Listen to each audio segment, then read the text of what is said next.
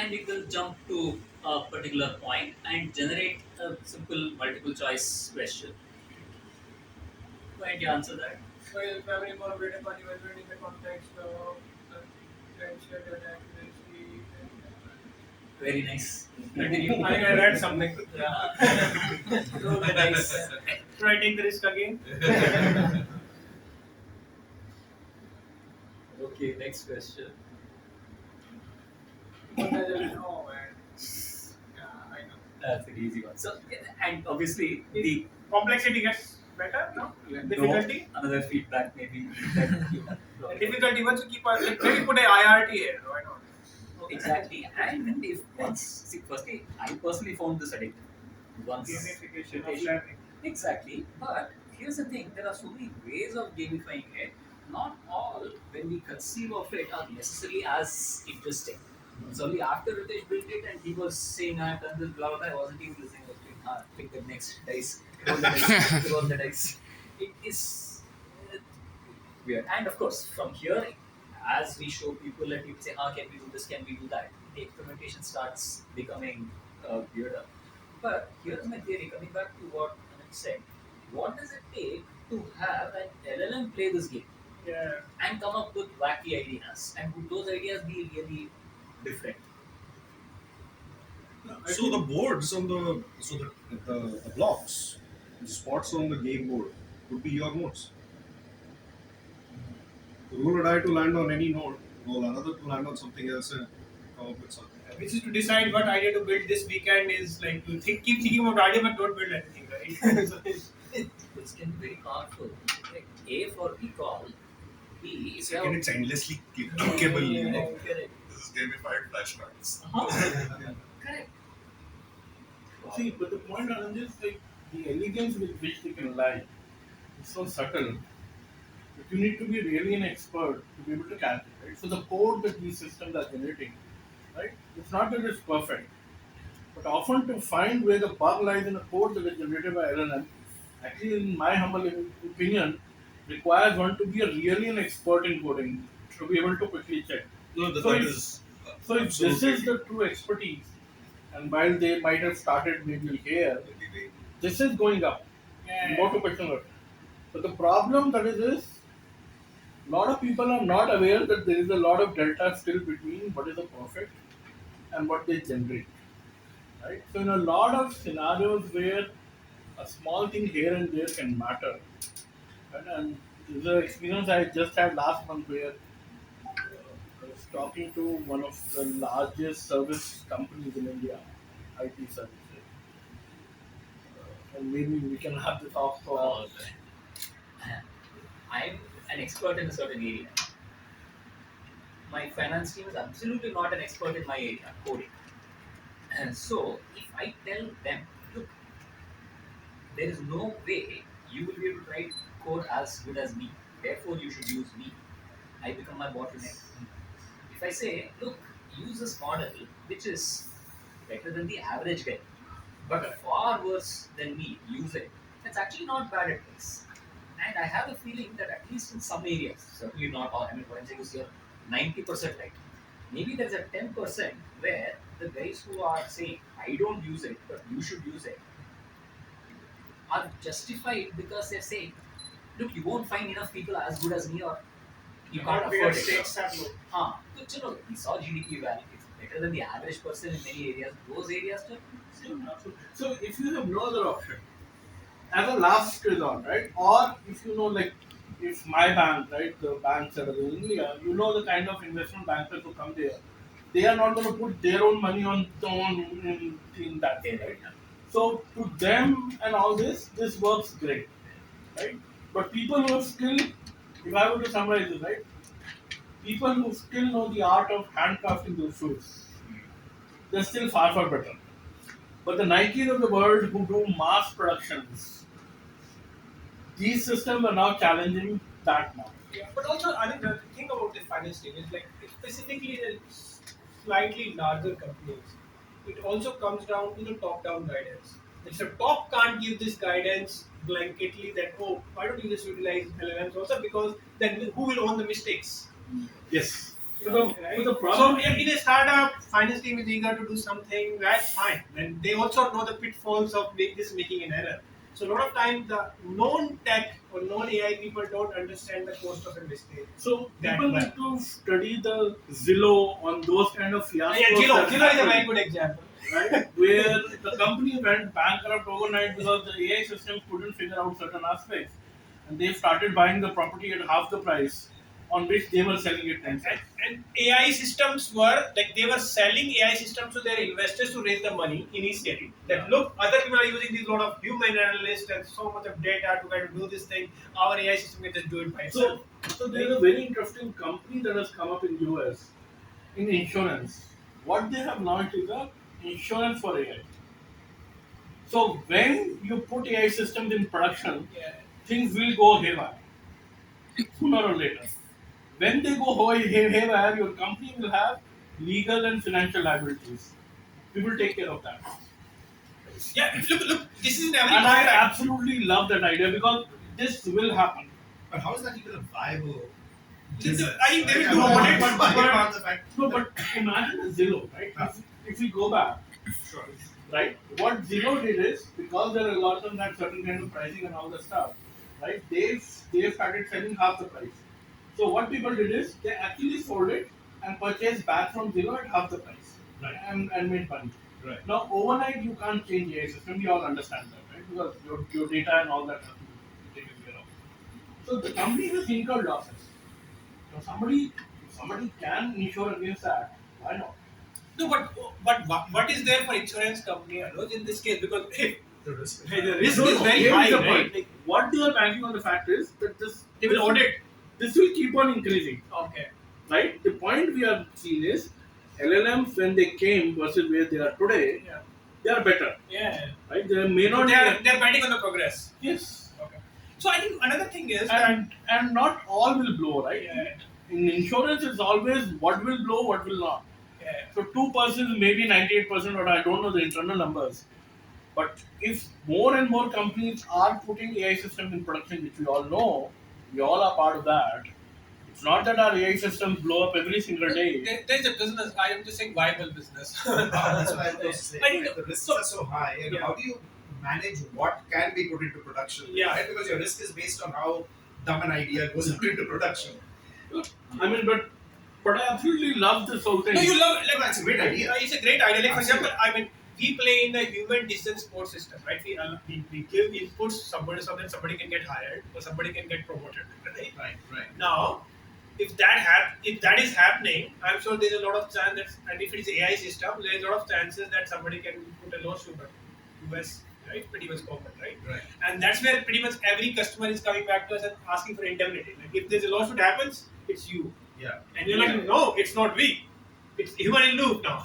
No, so the law is very clear, right? So the law still maintains the company that is operationalizing. If you look at even Tesla, Yeah. Tesla has had 17 fatal accidents. Yeah. In each of them, Tesla can't go and say my GPT or my XYZ. Yeah. It is the responsibility of the company. No, it's about like if Tesla would have been using, let's say somebody else, like that's using Gemini for that. So the law is very no. Yeah. So I think just last week also there was a US court ruling or something like that. The responsibility will lie fairly and squarely with the company Who is Which company? and the Who is user. facing? Or Tesla? No. Yeah. So whosoever is providing the service. Yeah. In this case, Tesla. end service? End service. Tesla. Tesla. Now, what Tesla uses behind the scene, we are not bothered with that. Fair enough. That responsibility has to be owned by the company and the individual, right? Whosoever is on there.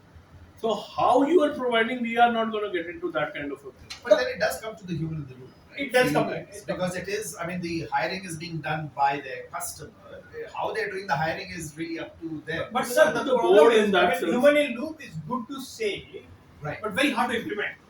Like for example, the number of applications for any given job today in India has been 10x the year before.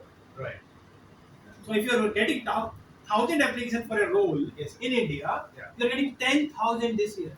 Right. Yeah, because you Right? have And if you have a human in loop hiring system, Yeah. Unless you're hiring 100 recruiters also to No, no, calculate. no. So early rounds obviously kind of filter out a lot of the But in a US case, un- even if you got filtered in an early round, somebody can go and put a lawsuit on you. right.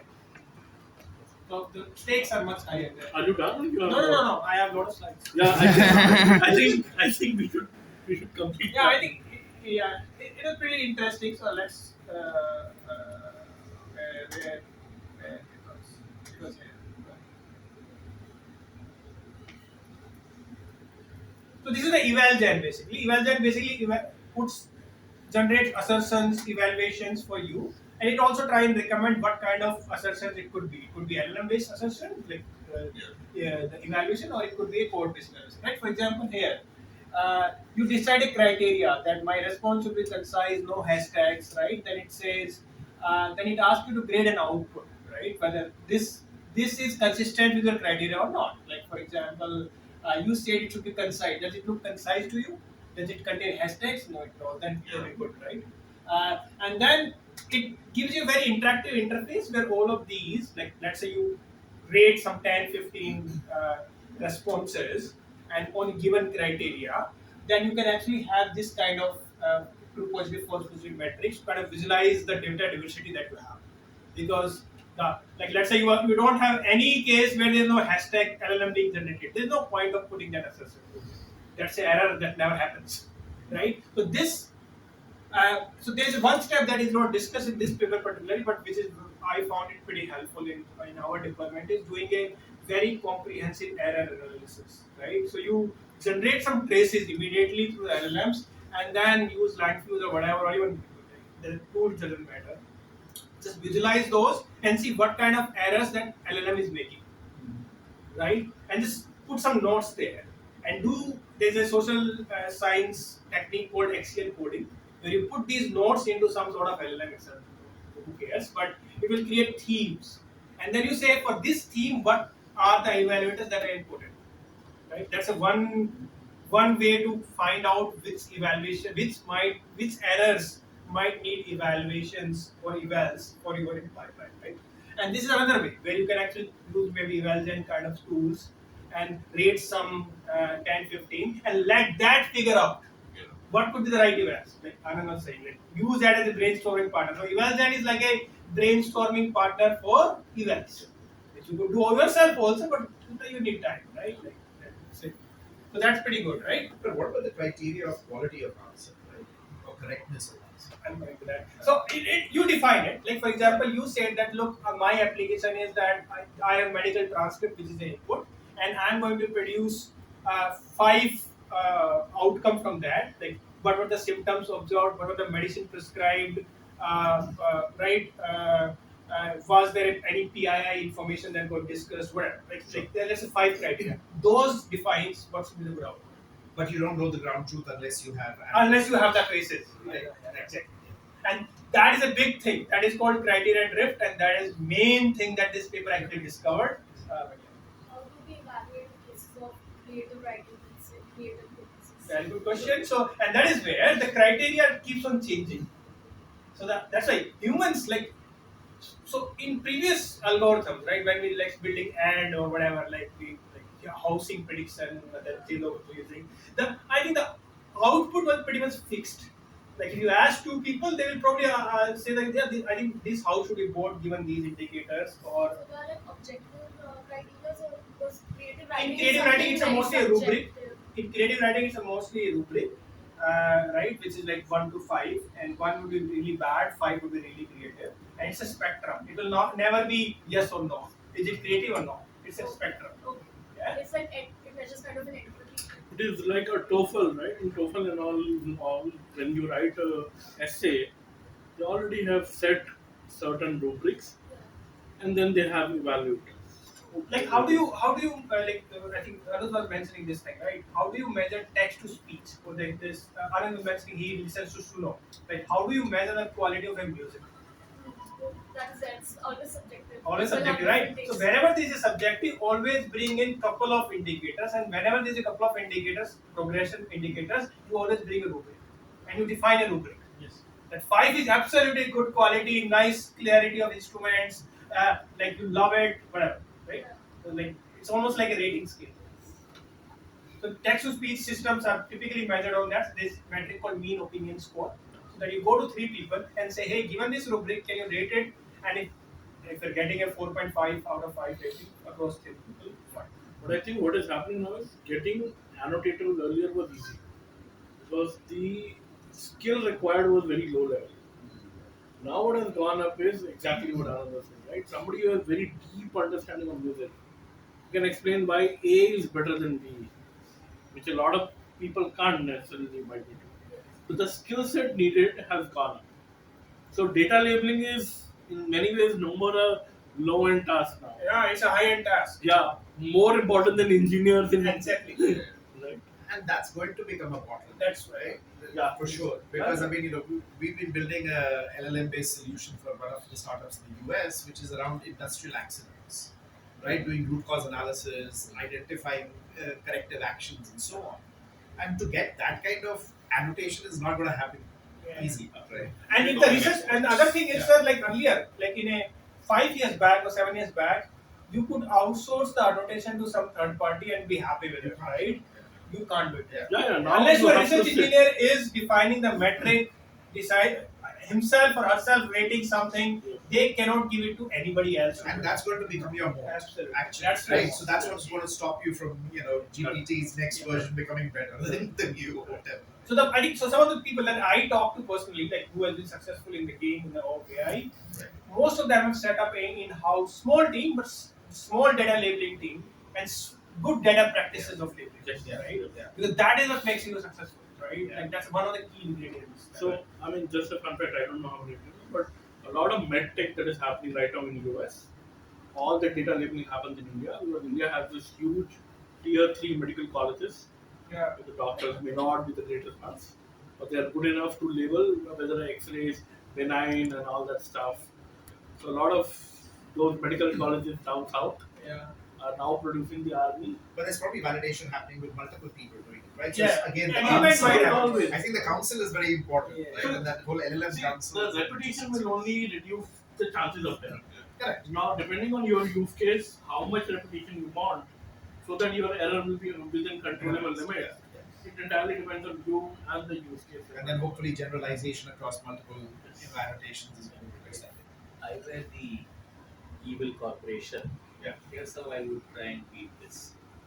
What are the electrical, chemical signals that are triggered when somebody likes music? When they taste food Yeah. or eat something. Let me build that instrument. Anyway, everybody's wearing these cool watches, in fact, injecting stuff into them. Measure that.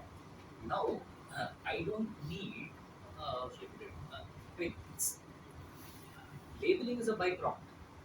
You go around listening to stuff, I get labeling data. You go around eating stuff, I get labeling data. Read stuff, I get labeling data. But that mapping to your emotional state needs labeling. And just one So- time. But no. So so we have a product that we built in neurosensory testing, right? So we have EEG, ECG, galvanic skin response inputs, facial coding as well. Now out there, because the space is so wide, right? What are the stimuli that you can be exposed to? How does that kind of trigger behaviors within your brain that you're capturing? And then of course it's so high dimensional the data that to map that to a set of labels, whatever they might be, or in our case, we map it onto a balance and arousal scale, right, where all emotions have been mapped. It's still, I mean, that label data is vast. Absolutely, completely agree. And I'm thinking of that more as the training data to train a general purpose model like ChatGPT. That will then say, now with this intelligence, I can apply it to any kind of specific domain. But that's assuming that the generalization works, right? And, I think This is a that is the hypothetical biggest- thought experiment. and I think what you are collecting are the features. If you think carefully, you are not collecting the label, the end No, result. absolutely. That's What you have is a hypothesis that these 8 or these 10 parameters are good enough that completely model the outcome whether this music is good or not or whatever is the question, right? I think that itself is a very experimental phase. Are these good enough features or not? Absolutely. And projecting way into the Yeah. future, but way into the future now seems like 5 years. Yeah, so interestingly, there's For a particular problem, for one particular domain. So another thing is like this is very interesting. Like music. If you make me listen to music and say, hey, can you rate it on this rubric? My mind will come into the play, right? And I'll try and read out.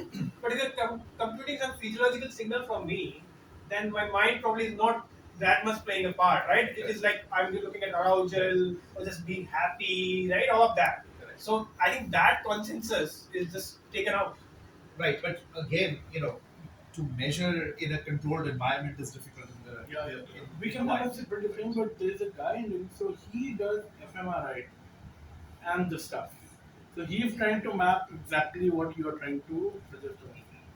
So he looks a lot of these scans, and his thesis is that fMRI is good enough to come to that part of it. I see a whole lot of people using their fitness data for post-facto analysis. So you may know Karthik Shashidhar, who is part of the Babbage Insights. So he recently analyzed his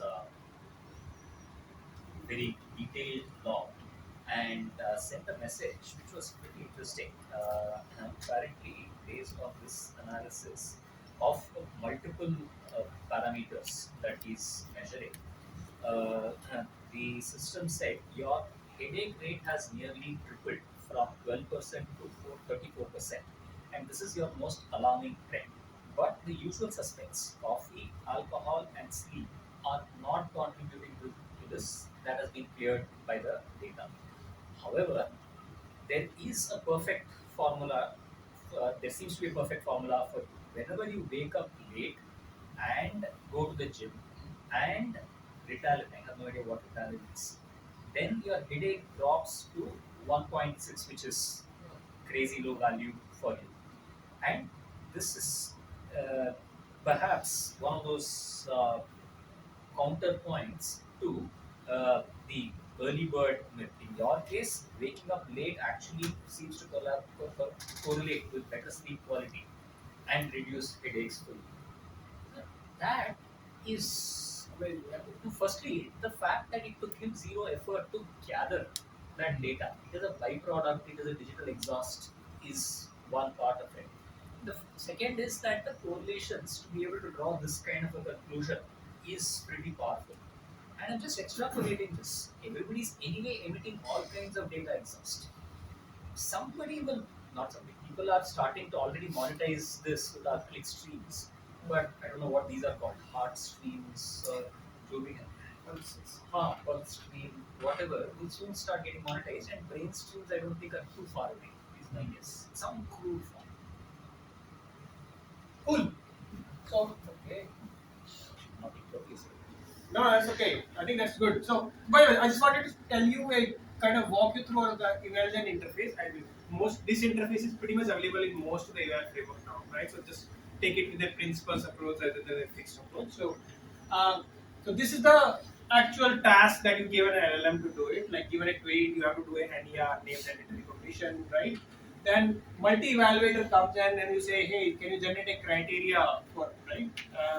And then you create criteria from your context, right? Or you can edit that criteria saying, "Oh, you didn't capture this criteria, output criteria," or or you can also do some grade some responses first, right? If you grade some responses first, of course you are giving them hidden criteria, right, to LLM to figure out, right?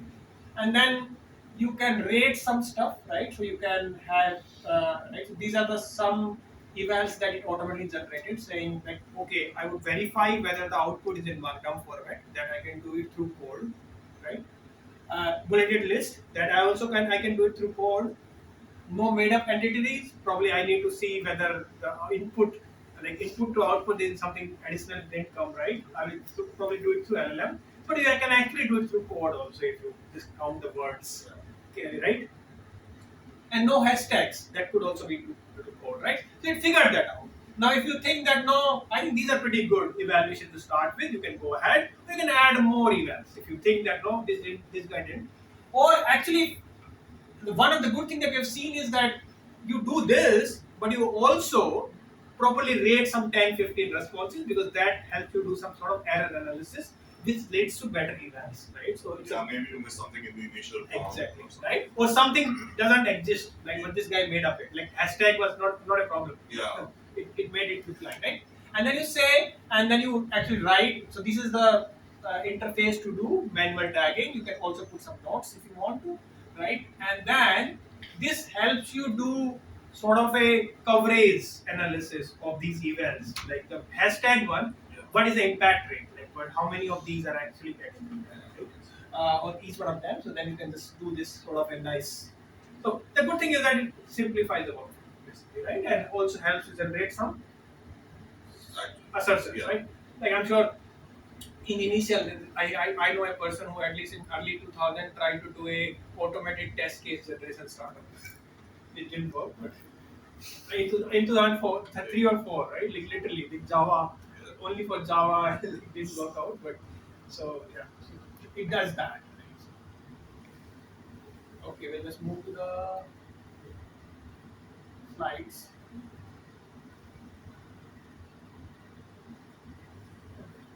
Sorry.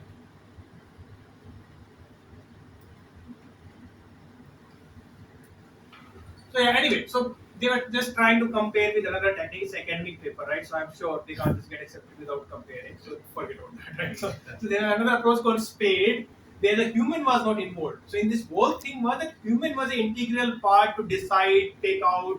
So the whole argument is that human needs to be involved, right? Uh, but uh, one thing that is very critical in these is that whenever the task is pretty specific, you can do a lot of human wouldn't disagree among themselves.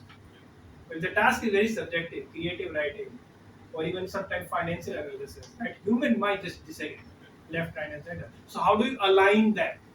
So you align them by creating definitions. It could be a definition of true or false, or it could be a definition of a rubric scale.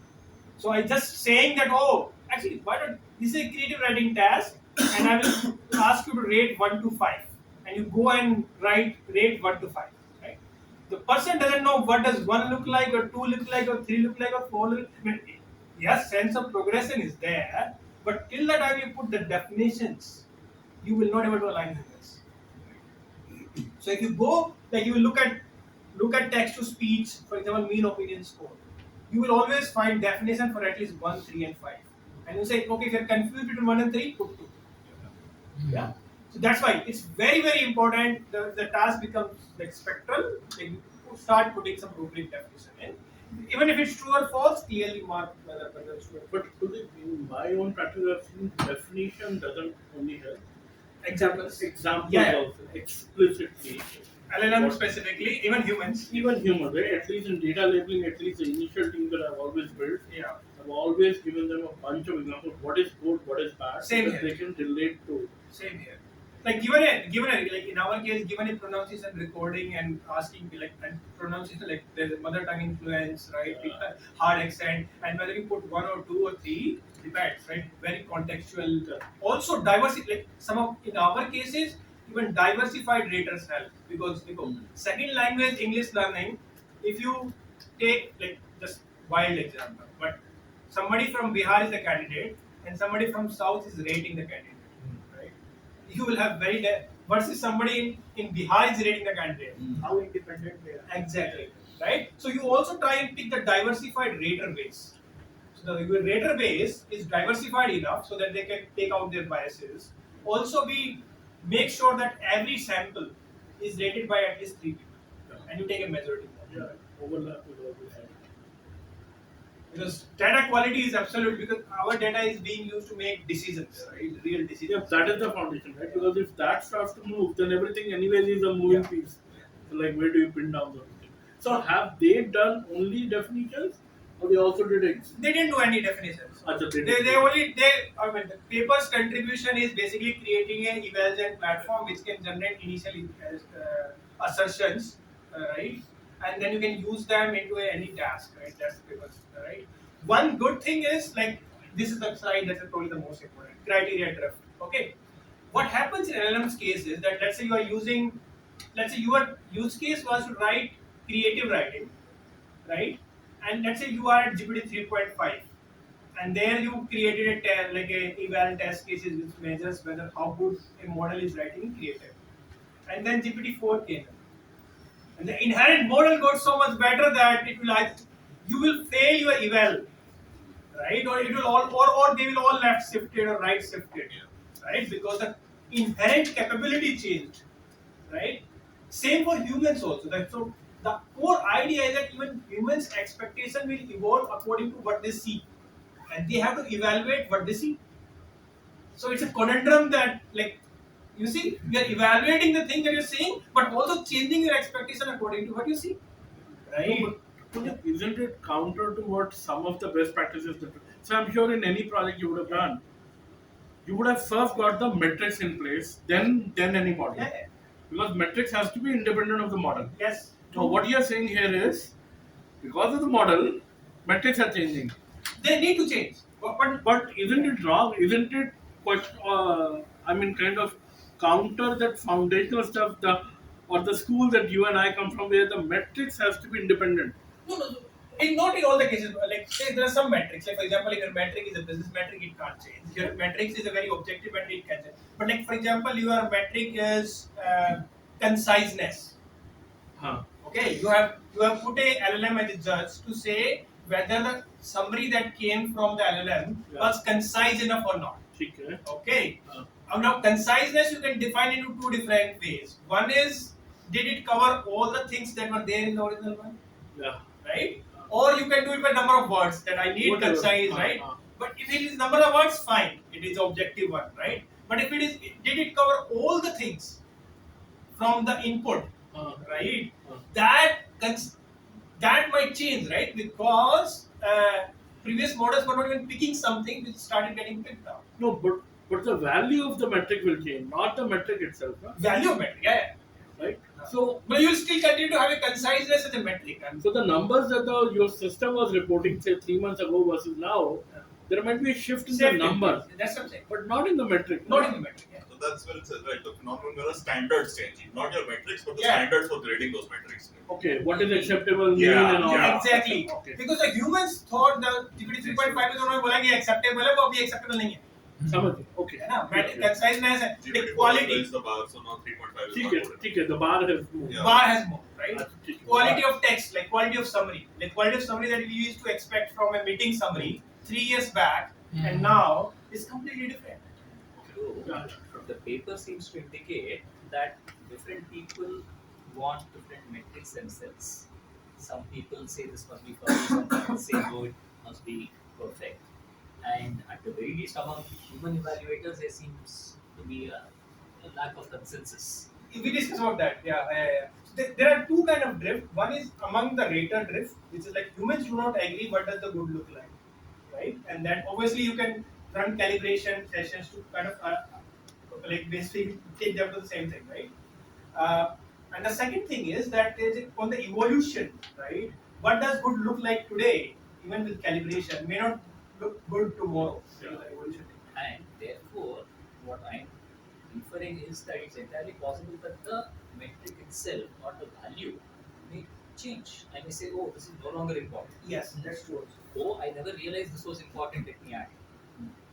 Like for example, in this case, Ideally, no, Anand, right? Because if you evaluate, so when you evaluate a system, you have to take a black box approach, right? What is my criteria of what is a good? But over a period of time, you're saying that. No, maybe business requirements change. उसमें एक nuance I think, but I just want to add on what Anand said is, like for example, earlier you used to tell don't produce hash in your output, and LLM will not behave, right? 20% time it will always produce hash, right? Now instruction format capabilities have improved, so probably there is no time or no space for that eval to check hash right now. You can just retire. Because it's already taken for granted and Exactly. no longer. And also, almost turning around and at least one example that is probably supporting what you're saying. In my experience is, ChatGPT used to be verbose. So I said be brief, very concise. Then it started getting so concise I have to pass its output to another model. So then I dropped that. And then I said start being more verbose, explain it in more detail, and it's still not doing that. So in a sense, it's one metric going the other direction, but it almost feels like the different. Because that's what I'm saying. When you're looking at the output, your expectation is also changing of what does good look like. Sometimes it is surprising you. Then it becomes your mental mode. Like, okay, this कर ही लेता है यार इतना तो है ना? तो वो बहुत है. इसमें जैसे for example यहाँ पे across a user दिखाया है. तो task was कि tweet से they needed to extract the named entity location. Okay, and it was the like inherent understanding of the content से निकालना hashtag could not right. In some users said कि no, why should I ignore the hashtag? Because there is hashtag Nike. Nike is a corporation, that's a named entity, and I want to use it. Another rater said no, I don't want to use it because the definition says so. So there is a, I mean that's a taste basically, right, of a rater or a product guy, right, what they want to have, and it will vary. But till the time, at least in the same project, if your product has to align, otherwise LLM will do some magical things, right? So you need to. We run a lot of rater calibration sessions for us, right? Like just whiteboarding, trying to align and say, look, this is our definition. We'll go back and for now, this is what it is. Yeah, and it's not a task. Evaluation is a task, like in a right, but it's an iterative dialogue that evolves. So I mean, another thing that I think you have seen many people saying that you cannot take your eyes off from a AI system anymore. You cannot. Right? Earlier you deploy a software, go home, sleep, whatever. Right? Don't look it for months. Like we have not seen even our ML